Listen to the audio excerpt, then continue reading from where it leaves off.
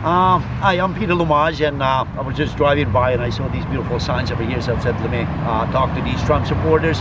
I've been a Trump supporter from the moment that I found out that he's running for president. I support his policies. I continue to support him in 2020. I supported him in 2024 when it was not fashionable to say that you're a Trump supporter. And these policies are just making tremendous difference in Washington, D.C.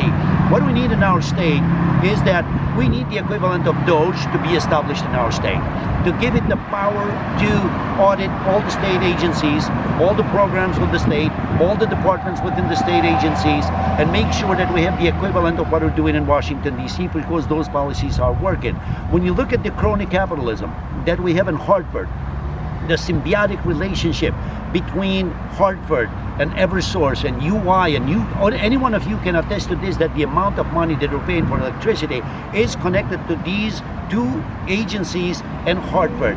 These two agencies employ too many Republicans, too many Democrats, or their family members who are afraid to go after them. But someone who has the character, the backbone, and the fortitude to go after them has to destroy that crony capitalism that we have there.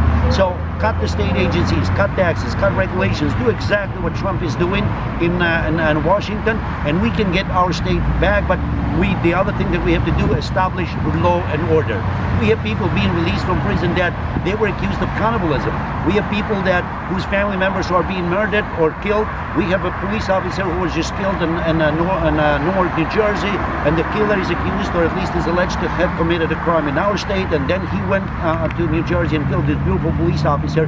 We have to hold these judges responsible if they do not execute or enforce the law properly. There are many things that we have to do in our state, but I think that we have an opportunity in 2026 to get some good conservative who's fearless, who's been a Trump supporter for and hasn't changed the positions because of political expediency. We cannot do that. We either have a conservative or we don't. We either get conservatives to run for office or we don't.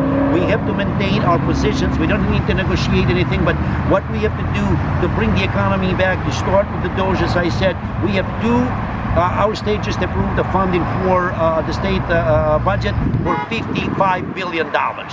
$2 billion more than we had the previous state budgeted.